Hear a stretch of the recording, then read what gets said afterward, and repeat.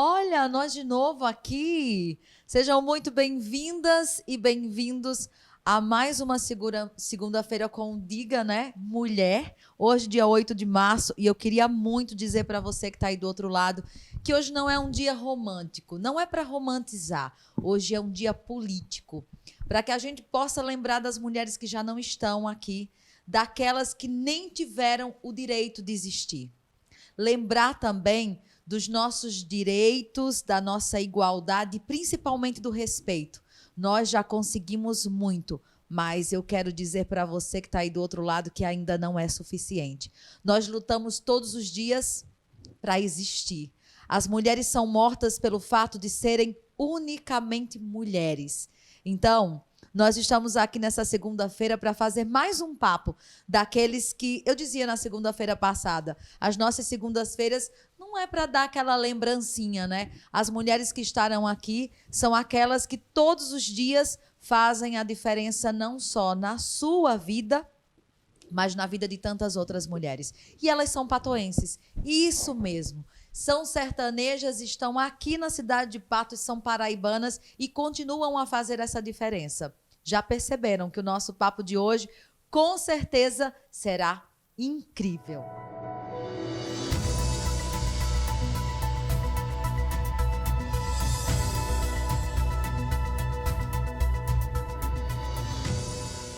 Hoje, no nosso Diga Mulher, eu recebo a Sara Andrade, que é fotógrafa e também produtora, e eu acabei de descobrir que também estudante de psicologia. E ainda a estudante de psicologia e pesquisadora, a Raíssa Jamile. Eu estou muito feliz de receber nessas segundas-feiras mulheres que fazem a diferença nos seus cotidianos e conseguem se reconhecer enquanto mulher. Eu comecei o dia de hoje fazendo essa reflexão com mais de 30 mulheres sobre essa coisa do ser.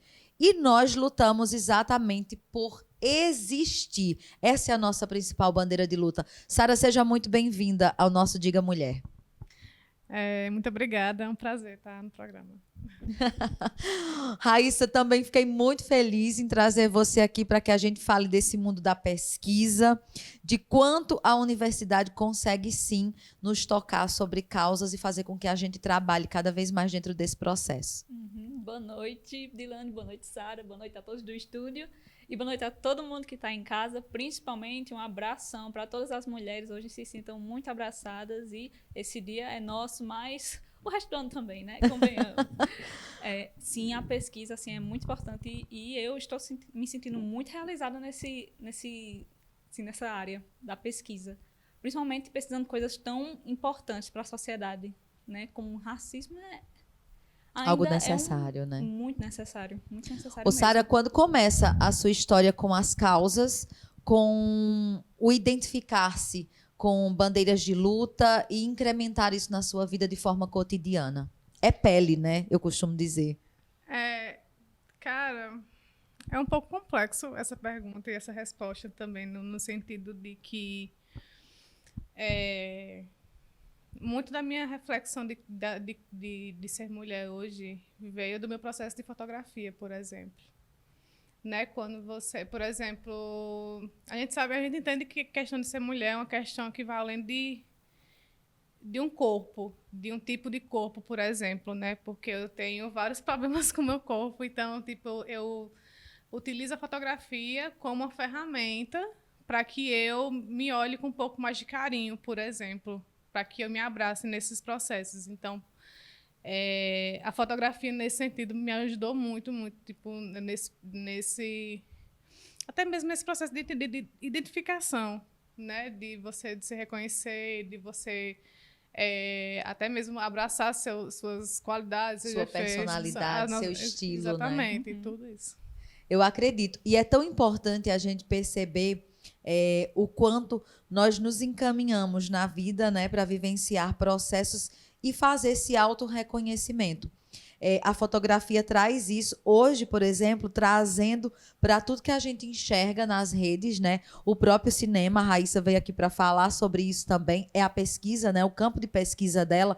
Nós identificamos que ainda estão postos na fotografia, no cinema como um todo, aqueles corpos que não representam o todo.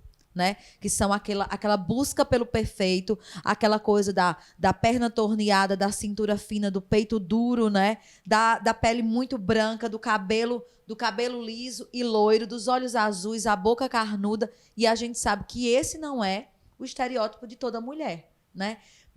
Há pesquisas, por exemplo, que dizem que 72% das mulheres não chegam nem a 10% desse corpo. Então, perceba o quanto nós não temos essa representatividade. A ONU Mulheres, recentemente, nos trouxe de presente uma pesquisa onde a publicidade não enxerga a mulher negra ainda. Embora nós tenhamos esse poder de compra, né? Essa coisa de decidir e movimentar a indústria como um todo. Raíssa, quando começou esse seu processo de identificar-se enquanto mulher e trabalhar também em prol disso? Nossa, eu acho que a graduação, né, o curso de psicologia me acordou muito para isso. Porque, assim, eu sofri bullying na escola justamente por ser quem eu era, assim, e por gostar das coisas que eu gostava e ainda gosto, como coisas consideradas masculinas, como jogos, anime, filmes de super-herói, essas coisas. Então, eu sempre me senti muito mal comigo mesma, porque eu gostava daquelas coisas, só que o resto das meninas era o resto das meninas e eu era eu. Existia no meu mundo só, né? Isso. Então, assim, no curso de psicologia foi que eu fui me descobrindo e eu fui começando a me gostar de mim mesma. E o quanto a universidade, esse campo, né? Eu costumo dizer, separa e também une, né? Sim. Porque, por exemplo, na condição de negra, eu vivo todos os dias praticamente isso. Na universidade não foi diferente. Na minha turma, eu era a única mulher negra, né? Então, o estereótipo choca.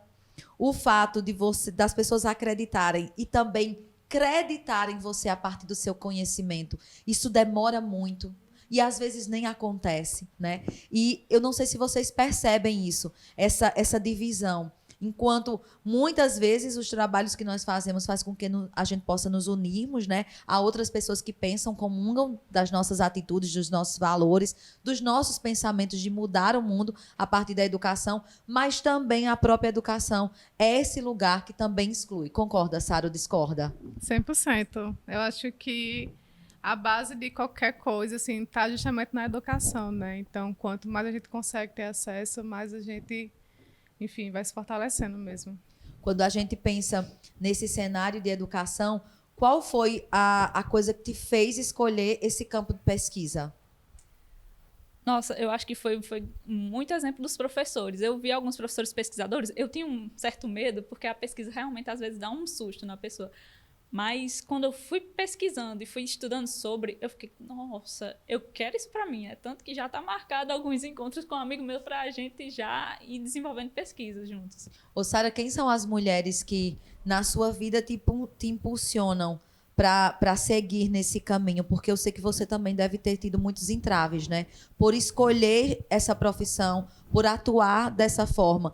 A fotografia, por exemplo, foi um espaço onde as mulheres demoraram, né, a chegar lá, em serem tidas como profissionais, de fato, daquele desempenhar. Se a gente falar do cinema, por exemplo, enquanto produtora, isso aí, o nicho fica ainda menor, o grupo também fica ainda mais afunilado, né? Com certeza. Quando você falou sobre a questão de alguns estereótipos femininos serem tratados no cinema, né, sempre com aquele padrão todo bonitinho, a gente percebe que muitas vezes os sets desses filmes são compostos por quem? Por homens. E até hoje em dia, 2020 para 2021, é difícil você encontrar um set que seja 100% feminino. Até mesmo aqui na Paraíba. Eu falo isso porque eu não sou tão ativa no audiovisual paraibano, mas eu tenho um contato, trabalho com algumas pessoas. Já tive participações em alguns sets e, tipo, por mais que às vezes a gente encontre uma representação significativa de mulheres dentro do set, ainda tem... A gente percebe que a própria linguagem ela ainda tem um cunho muito machista, muito masculino, uma visão muito masculina. Então, enfim, é um pouco disso também. Raíssa, quando você traz essa perspectiva de conversar com o cinema, né, e também trabalhar essa questão do racismo, do preconceito, o que a sua família pensa sobre isso? Nossa, eu tive apoio total principalmente do meu pai, da minha mãe e do meu irmão. Eu fui lendo a introdução do meu TCC para eles, eles ficaram lá, gostaram muito. Então, eu recebo muito apoio, tanto da minha família como dos meus amigos. Meus amigos adoraram, e eles também gostam muito de cinema e estão sempre na luta também. Então, eu tive apoio, assim, incrível. E eu pergunto porque a gente sabe desse lugar de fala, né? Uhum. De estar, por exemplo, sentada aqui e querer pesquisar sobre o outro, né? Eu recentemente conversava com um amigo que também, né, tem pesquisado sobre essa questão do preconceito e ele vai trabalhar diretamente com a publicidade e a gente falava sobre isso. Ele é branco, né? Então, muitas vezes, isso choca as pessoas. Mas por que você é um cara branco, vai pesquisar sobre isso? Como se nós não fôssemos seres humanos e também não pudéssemos ser sensíveis. E entender que na condição de branco, receber, por exemplo, o que eu recebo de facilidades, né? É muito interessante que eu possa, inclusive, encampar. Deveria ser comum as pessoas se interessarem por essas causas. Antes de nós começarmos o nosso programa, a gente conversava sobre o fato das pessoas banalizarem, né, conversas como essas. Mas vocês ainda estão falando sobre isso? Por que vocês só falam nisso, né? Quando você decidiu usar a fotografia, a produção, estar no cinema, quais a sensação que os seus pais, o seu ciclo de amigos entendeu sobre isso? Porque escolher, por exemplo, estar nesse cenário, né? Muitas vezes a gente constrange os familiares porque sonham com coisas do nosso cotidiano de achar que você vai ser administradora, advogada, médica, enfermeira. São coisas que é do cotidiano e todo mundo sempre opta por isso, né? Acha que isso é o mais importante. É, total. Mas lá em casa eu sempre tive apoio dos meus pais, assim. Sempre, sempre. Tanto que eu ficava encantada com a coisa da fotografia, de você conseguir fotometrar uma câmera, para mim já era massa. E meus pais começaram a incentivar isso. E aí, dentro disso, eu comecei a frequentar festivais de cinema. E aí, eles viram que seria, para mim, uma grande oportunidade. Aí também que eles viram como uma grande oportunidade, porque realmente se tornou uma porta arregalada, assim, para mim. Porque a partir de cada lugar, cada evento que eu ia, cada experiência que eu vinha tendo, tanto com a fotografia como com o cinema, me levava sempre aos lugares que eram sempre maiores, que sempre me davam outras oportunidades, que aí, enfim. E aí hoje tenho apoio muito também dos meus amigos, dos meus pais, assim, mas acho que para mim, quando o apoio vem de casa, é bem essencial, assim. Não tenho dúvidas. Eu fico pensando sempre que essa condição do ser, ela precisa estar dentro de todas nós, né? Na condição de mulher, eu acredito que esse reconhecer-se é também pagar o preço de ser você mesma, né? Identificar que essa bandeira precisa ser primeiro sua. De ter o direito e a liberdade de ser quem você é. Fazer as suas escolhas. Hoje eu fiquei bem impressionada com um grupo de mulheres quando a gente falava sobre essa questão do corpo.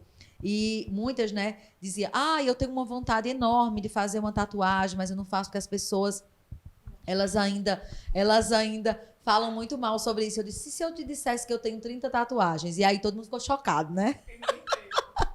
Todo mundo ficou chocado, né? Sério? E aí é o preço que você paga por ser você mesmo, por ter esse cabelo, por acreditar no que a gente acredita, por entender que o corpo é meu e eu posso fazer dele o que eu quiser. E o que cabe às outras pessoas que estão ao nosso redor é simplesmente respeitar. Essa é a nossa bandeira principal, eu costumo dizer sempre. O direito de existir e de ser quem eu quiser ser. Eu acho que isso é o principal mote de todas as conversas.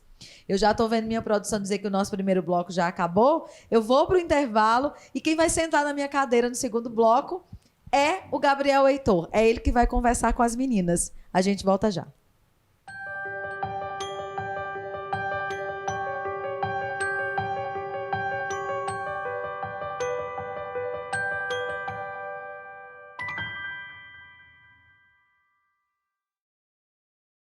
Conforto, exclusividade e muita personalidade, a Loja Casa conta com diversos estilos em decoração. Um deles certamente combina com você. Móveis, sofás, tapetes, arranjos e peças decorativas para compor o seu ambiente profissional ou domiciliar. A sua casa merece a casa. Loja de Decoração.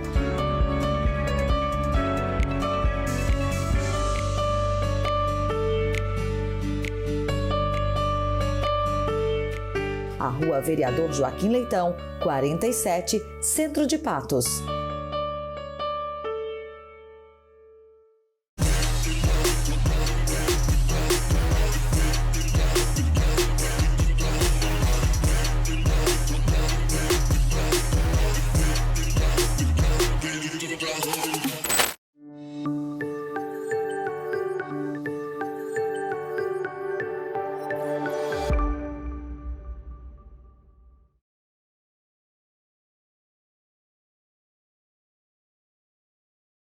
PV Multividros, especialista em molduras, espelhos e decoração. O seu ambiente completo e com seu estilo.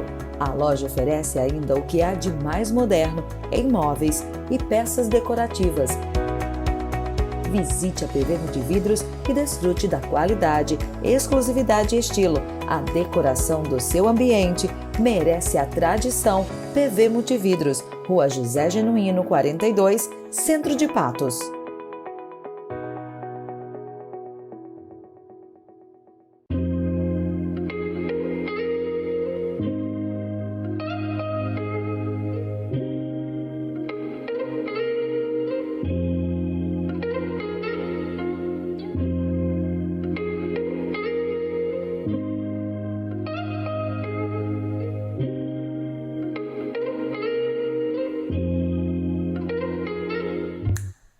Boa noite, estamos de volta. Antes de tudo, gostaria de dizer que é um prazer estar ocupando a cadeira de Dilane Silva nesse programa e também entrevistando duas pessoas queridas para falar sobre algo que é minha área de trabalho, também a área acadêmica de pesquisa, que é o audiovisual e mais especificamente falando de cinema.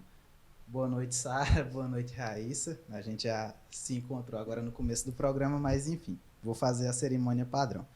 E vamos dar início à entrevista, certo?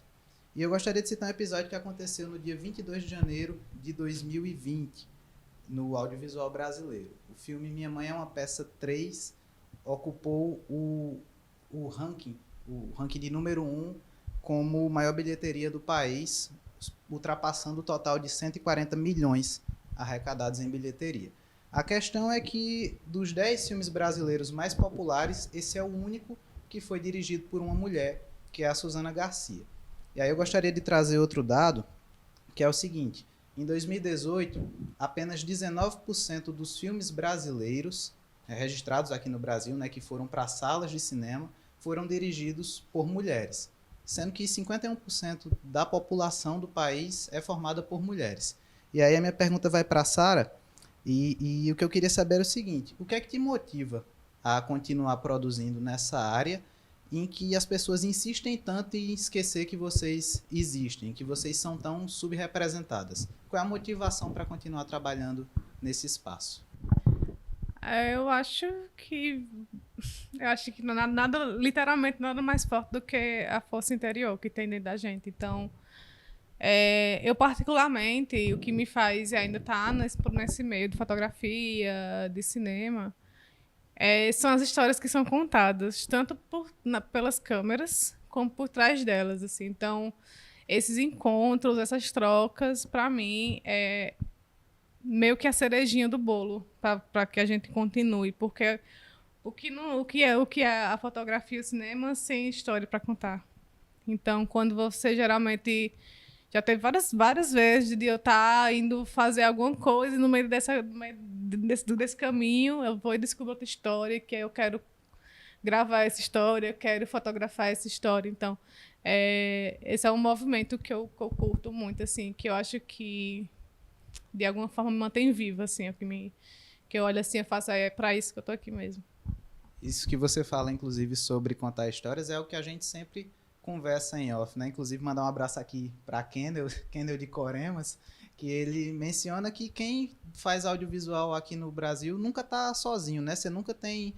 Não existe um lugar em que você não tem onde dormir, porque ele acaba conectando as pessoas e as histórias, e isso é muito bacana. Raíssa, a sua pesquisa, ela me lembra uma frase que eu vi uma vez da atriz Geena Davis, que fez Thelma e Louise. E isso era ela falando sobre representatividade. Ela dizia que se uma pessoa pode ver, ela pode ser, no sentido de olhar para a tela, se identificar e se motivar com aquilo, né? E aí, trazendo para o âmbito da sua pesquisa, que trata diretamente sobre o cinema negro e a relação com a subjetividade dos indivíduos, qual é essa relação? É claro que existem várias, mas qual é a principal relação entre se ver na tela e como as pessoas se sentem? Isso é altamente importante, né? O exemplo que eu trouxe aqui em off foi justamente as crianças. Se você observar uma criança negra hoje, ela vai dizer que um dos maiores exemplos dela, se ela gosta de super-heróis, óbvio, é Pantera Negra. Se for uma menina que gosta de princesas, ou se for um menino que gosta de princesas, enfim, vai ser Tiana da Disney. Então, assim, é tão importante você se ver lá e se identificar, porque aí você sente que você está sendo representado. Você se sente como personagem. Então, isso é incrível, é incrível. Muito bem. Sara, no ano passado, né, o Oscar de 2020 não teve nenhuma mulher indicada à categoria de melhor direção. Estou trazendo a conversa para esse âmbito da grande indústria, só para a gente entender isso em proporções maiores, tá? E aí, em 91 anos, o Oscar indicou apenas 5 mulheres para essas categorias, né? Então, assim, isso já deixa bem claro que para você que é mulher e produz no audiovisual, já nem adianta tentar buscar muita inspiração lá do lado de fora. Não adianta olhar para a grande indústria, porque a premiação mais pop que a gente tem, com 91 anos, indicou apenas 5 pessoas parecidas com você para um dos seus maiores prêmios, né? E aí acaba sendo uma questão de resistência e até de sobrevivência do seu repertório, olhar para as mulheres aqui da região e do local. E aí eu queria saber quais mulheres do audiovisual e da fotografia te inspiram. Vixe, Maria. Vai até hoje o programa. Nossa, assim, tem muita, nossa senhora. Tá, mas falando de casa, assim, da Paraíba, por exemplo. Ixi, cara, eu tenho que abrir o grupo da UMA aqui, porque senão eu acabo esquecendo uma aqui, que o UMA, ela é o grupo de mulheres do audiovisual paraibano que tem aqui. Então, que é uma ferramenta que a gente usa, que a gente utiliza justamente para fazer algumas trocas, ou, sei lá, tem produção no sertão? Aí a pessoa vai dizer, tem. Então, é muito difícil, assim, eu nomear. Porque eu realmente não vou me comprometer. Mas tem, aqui na Paraíba, especificamente, eu tive o prazer de já trabalhar com mulheres incríveis. Verusa, que é uma grande referência para mim. Isaura de João Pessoa, Drica de João Pessoa, Ana Célia de Sumé, Fabi de Campina Grande. Então, tipo, literalmente, do sertão ao litoral, tenho mulheres que eu posso contar. E, enfim, todo filme que a gente se encontra não, vamos fazer um outro filme, aí vai outro filme, vai nascendo, que vai nascendo. Então pronto, que bom que agora a gente já sabe que tem muita mulher produzindo aqui na Paraíba, então se você quiser conhecer mais mulheres, você fala com a Sara no direct, manda um alô, pede a lista e aí ela se vira para mandar para vocês. Raíssa, você falou da Tiana, da Disney, né? E aí agora eu vou trazer um pouco mais para o público mais jovem, vou trazer a nossa conversa mais voltada para as crianças. E, infelizmente, a gente não tem como analisar o cenário brasileiro porque o cenário de animações ainda não está tão evoluído quanto o de filmes de ficção ou de documentário. Espero muito que um dia as animações ganhem essas proporções também, porque elas merecem. E aí, Concordo. nesse caso, eu vou citar o caso da Disney, né, das princesas da Disney. Era um negócio que a gente até conversava em off, que o primeiro filme de animação da Disney foi de uma princesa, lá em 1938, com a Branca de Neve e os Sete Anões. Sendo que levou um tempão até chegar em 2009 para a gente ter a primeira princesa negra da Disney, que foi a Tiana com a Princesa e o Sapo. E agora, mais recentemente, em 2016, com a Moana, né? Moana. Então, como é que essa relação das crianças que não se veem representadas na tela acontece? Como é que isso se dá para uma criança? Que ela vai ao cinema, mas ela não se identifica com a Ariel, ela não parece com a Rapunzel, nem com a Cinderela, nem com tantas outras. Então, como é que fica para essa criança essa questão de representatividade? Nossa, eu acho que para a criança, ela vai ver que ela não tem representação. Aí isso já vai deixar ela para baixo. Aí você vai notar que nas brincadeiras infantis, Uma sempre é a Ariel, outra sempre a Cinderela, outra, enfim. Aí, mas quem eu vou ser se não tem uma princesa negra, se não tem uma princesa indígena, se não tem... Entende? Então, isso na subjetividade da criança vai crescer nela esse negócio de, nossa, eu não tenho representação, eu não me vejo em nenhum lugar. Então, é muito impactante, assim, quando a gente analisa isso, principalmente na mentalidade de uma criança. E é muito importante para a criança ela se ver. Isso minha namorada diz muito. Beijo, Catarina. Vou mandar aquele alô, né? Porque depois não dá problema para mim. Mas ela sempre fala muito disso comigo, da infância dela, de como era importante para ela se ver ali na tela, e é o que não teve para ela, na verdade, né? Sim. Não só por conta de tom de pele, mas por tantas outras questões. E aí a criança adora brincar disso, né? De se ver na tela e, eu sou fulano, eu sou ciclano. E nem sempre ela tem essa oportunidade. Eu fico muito feliz, por exemplo, trazendo um pouco para o lado pessoal, eu tenho uma prima de 5 anos que agora recentemente ela se fantasiou de Moana para o carnaval da escola, porque o tom de pele dela é negro, ela tem o cabelo cacheado. E aí eu fiquei pensando, caramba, se isso fosse há uns 10 anos, já não ia acontecer, né? Ela ia ter que se fantasiar de alguma outra princesa com a qual ela não se identificasse. E aí, como é que foi essa relação para vocês? Com quais princesas vocês se identificaram ou não se identificaram na infância? Cara, assim, eu nunca tive uma relação de dizer, sou princesa, tal, não sei o quê. Justamente porque assim, eu considero, na verdade, que desde pequena eu já tinha uma certa distorção da minha imagem. Porque eu era magra, era desengonçada, então já vinha o bullying da escola, que, enfim. Então, tipo, eu não tinha, não. Mas, tipo, pra mim, eu acho muito importante, eu acho muito massa, por exemplo, quando eu tô numa mostra de cinema ou no festival, que geralmente são exibidos em praça pública, e aí aparecem várias animações, aí vem crianças que às vezes não têm uma condição de ir para o cinema, sentam na calçada, assim, ou na cadeira, e fica olhando e fica deslumbrado, porque de alguma forma ela se identifica com aquilo ali, né? Que é um material que não é Disney, que não é, enfim, de uma grande produtora, né? São filmes que geralmente Que é são mais próximo independentes, dela, né? exatamente. Então, para mim, eu acho muito massa quando tem essa identificação, quando é provocado por um festival, uma mostra de cinema, né? Quando tem essa exibição numa praça pública. Porque aí já teve várias vezes eu estar no evento, quando eu menos espero, tá uma criança, 3 crianças de rua sentadas olhando para a tela. Para mim não tem coisa mais linda, mais incrível do que aquilo ali. Raíssa, e você? Zero identificação também com princesas na infância? Não, assim, eu gostava muito da Bela porque ela era totalmente reclusa da vila e ninguém da vila gostava dela. Brincadeira. Mas era aquela coisa, ela era muito estudiosa e tal, ficava, eu gosto dessa daí. Mas outra que eu amava era Mulan. Simplesmente porque ela salvou a China. Ela foi lá e salvou a China, né? Eu amava ela, as duas. Mas eu fico muito feliz que hoje em dia esteja mais diverso. A Moana, eu adoro a Moana. Meu Deus, eu adoro a Moana, né? Ela com os cabelos cacheados e a cultura maori sendo representada no filme. Com o próprio The Rock dublando o Maui. Eu fico muito feliz com essa representação. Eu fico muito mesmo, né? Sabendo que essas crianças de hoje vão crescer se sentindo representadas. É perfeito pra mim. Gente, muito bom o papo com vocês duas. E aí, já para encerrar, porque eu acredito que o tempo esteja lá no finalzinho, a produção já está avisando aqui. Eu gostaria de saber de vocês duas, e aí tem que ser uma resposta bem breve, tá? 20 segundos para cada uma, valendo. Qual é o próximo passo? O que é que tem que acontecer a seguir para o audiovisual, a presença feminina no audiovisual progredir e para que o cinema negro represente mais pessoas na tela? Os homens pararam de se juntar e deixar a mulher trabalhar, porque isso não acontece no audiovisual. Boa, tá dado o recado. Raíssa? Concordo com ela. E temos que incluir mais personagens, temos que incluir mais pessoas diversas. Temos que incluir negros, temos que incluir pessoas trans, temos que incluir pessoas LGBT, temos que incluir as pessoas nesses espaços. Então é isso, gente. Vou me despedindo aqui. Dilane Silva volta para o terceiro bloco.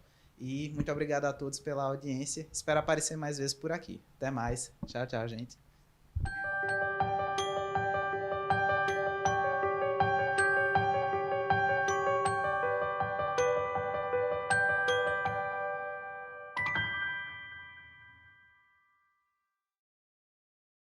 Conforto, exclusividade e muita personalidade, a Loja Casa conta com diversos estilos em decoração. Um deles certamente combina com você. Móveis, sofás, tapetes, arranjos e peças decorativas para compor o seu ambiente profissional ou domiciliar. A sua casa merece a casa. Loja de decoração.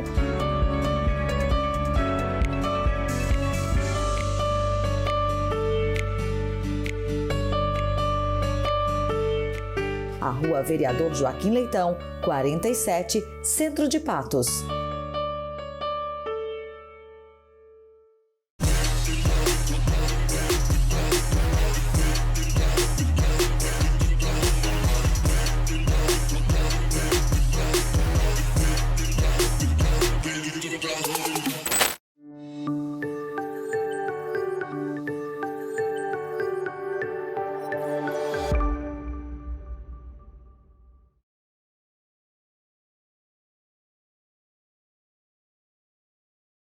PV Multividros, especialista em molduras, espelhos e decoração.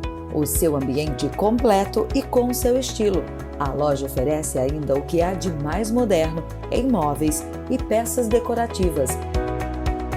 Visite a PV Multividros e desfrute da qualidade, exclusividade e estilo. A decoração do seu ambiente merece a tradição. PV Multividros, Rua José Genuíno, 42, Centro de Patos.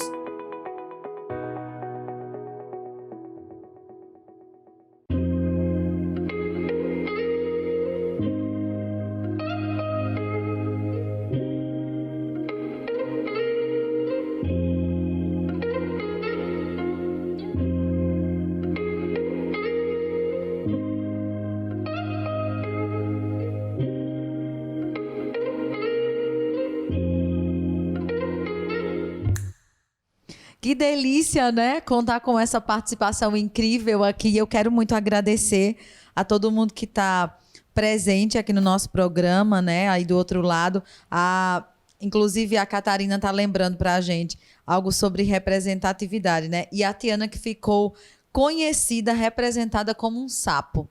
E isso traz uma perspectiva do que nós, na verdade, muitas vezes queremos trazer para o outro. Eu percebo muito isso no cinema. A Sara estava trazendo a deixa de que o cinema chega na comunidade com uma perspectiva. E essas grandes produções, elas, de fato, não representam a nossa realidade. E a gente não consegue se enxergar. Sara, a gente poderia dizer, por exemplo, que essa é uma necessidade cada vez mais gritante do audiovisual, do cinema como um todo, das pesquisas, estarem mais próximos das comunidades e suas realidades?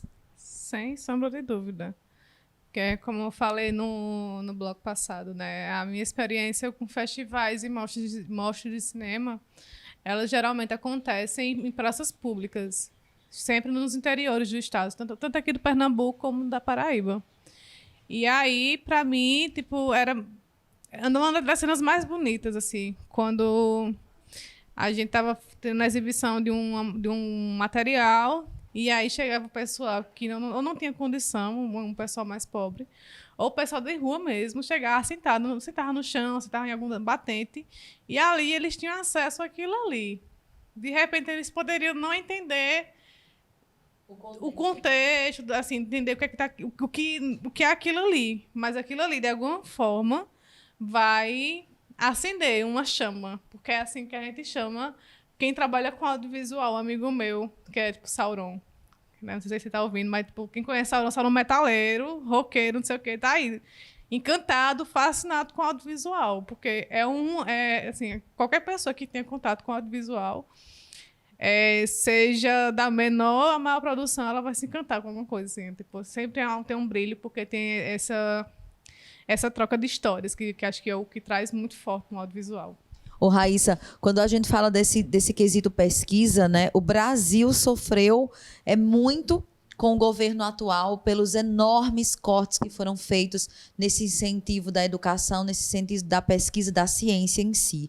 E aí você acredita também que falta um pouco dessa pesquisa, da educação, está mais próximo também da comunidade? Porque eu via a sociedade defender os cortes, né, por não entenderem o quanto as pesquisas, os estudos que são feitos são necessários para que leis, diretrizes, para que toda essa coisa da política pública chegue de fato a intervir na realidade. E falta a educação, a pesquisa voltar para a comunidade, porque nós sabemos que nós saímos do campo da universidade, pesquisamos o meio e quando a gente tem esses dados, muitas vezes nós não voltamos lá para mostrar o que deve ser feito, né? Você acredita que tem faltado esse contato, essa relação do campo, da pesquisa com a comunidade, com o seio de pesquisa mesmo? Sim, com certeza. E, assim, infelizmente, com esse desgoverno, a gente vê mais pessoas ainda não acreditando na ciência. E isso, assim, é terrível, tanto para os pesquisadores, tanto para as pessoas que também acabam vivendo desinformadas. Então, eu acho que, sim, a pesquisa tem que estar mais próxima da comunidade, para que também a gente vá plantando as sementinhas ali, para o pessoal também vir para o campo da pesquisa. Né? O que você espera com essa sua pesquisa? A quem você gostaria de sensibilizar, de trazer uma reflexão mais apurada sobre essa realidade do cinema negro, da representatividade, de como a figura, né, da negritude é abordada nesse campo do audiovisual? Nossa, eu sei que parece sonhar bem alto, mas eu adoraria ver essa influência nas pessoas que estão na produção de cinema. Tipo, nossa, eu preciso fazer um filme que seja mais incluso para que as pessoas se sintam representadas ali, porque isso é importante.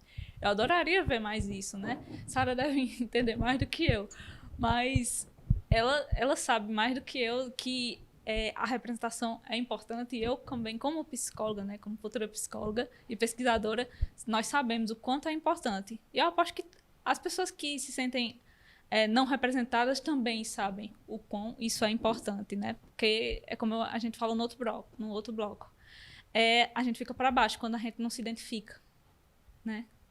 Na verdade, eu acredito que não só o Brasil, né, mas as pessoas que têm um pouco mais de conhecimento sobre essa coisa da representatividade e do se reconhecer no que é feito na publicidade, no cinema, na própria fotografia, a gente sente esse dedinho assim de dizer, caraca, eu não estou me vendo ali, né? Isso não parece comigo. E assim, Sara, quando você dizia, né, o que eu quero, na verdade, que aconteça é que os homens, eles entendam essa força que a mulher tem, de conseguir produzir, de conseguir pensar, de conseguir executar projetos tão ou quanto grandiosos os que são lançados recentemente ou até mesmo há um tempo atrás, né? Nós saímos muito rápido nessa evolução do audiovisual e também dentro da perspectiva de pensar sobre representatividade dentro desses cenários, mas falta ainda essa presença feminina do lugar de fala dela, de dizer como quer ser vista, como quer que se fale nessa figura, como é que essa dor pode ser passada de mulher para mulher, porque eu acredito muito nisso. Nós já vencemos uma etapa que é de perceber e não admitir mais que homens fiquem desse lado dizendo o que nós sentimos, como é que a gente precisa se comportar, onde é que nós devemos estar e como isso deve ser mostrado na publicidade, no cinema ou em qualquer outro lugar, né? Com certeza. Quando eu falo assim que você tem que dar mais espaço pra gente, mas é no sentido assim que esses espaços, eles já existem, os nossos, né? Só que às vezes pelo fato assim de literalmente a gente ser mulher, é muito mais complicado. Por mais que a gente, de repente, monte um set e uma equipe completamente feminina, a gente sabe que, e por mais que tenha toda a competência do mundo, a gente sabe que lá fora o tal do reconhecimento ele não vai ser o mesmo que se fosse uma equipe masculina. Porque isso assim, não é ninguém que me diz, são coisas que eu já vi na minha frente acontecer, tratamentos diferentes. Então, tem gente que hoje, por mais que ela tenha toda a informação do mundo, eu falo no sentido de homens, mas eles ainda assim dão esse bloqueio, né? Estão sempre colocando os outros caras sempre na frente, assim, sempre. Você acha que ainda falta esse reconhecimento? Ou é medo, na verdade? Às vezes eu fico preocupada em pensar. É medo que os homens têm não sei, de falarem, por exemplo, que nós somos capazes, que somos competentes tanto ou quanto, né? Eles são em todos esses cenários, porque a gente observa o quanto é difícil, né, as mulheres chegarem a determinados lugares e parece que essa barreira existe exatamente para que a gente não possa mostrar o que de fato nós somos. Quando você traz essa perspectiva de pensar a negritude no cinema, a gente percebe que é como se ainda existisse essa coisa. Não coloco você lá, que é porque eu não quero que você exista, né? Eu não quero que as pessoas saibam que você faz tudo isso, que você é capaz de encenar, de protagonizar, de interpretar, de dirigir, de criar, de executar, de fazer com que essa produção funcione e que seja um sucesso. Nós ainda vivemos porque às vezes eu fico pensando que eu tô louca, sabe? Eu vejo algumas realidades que eu ainda digo assim, gente, será possível mesmo? Será que eu não tô sozinha nisso? Será que eu tô enlouquecendo? Mas isso tudo ainda é real, né, Raíssa? Sim, muito real mesmo. E às vezes eu penso também que é medo. Porque, né, esses homens que estão no poder, na produção, enfim, eles tomam uma posição de privilégio, de poder. Então, eles não querem perder esse poder para uma mulher, como se isso fosse a pior coisa do mundo também, como se fosse uma ofensa, né? Então, a gente vê muito disso, muito, em várias áreas mesmo.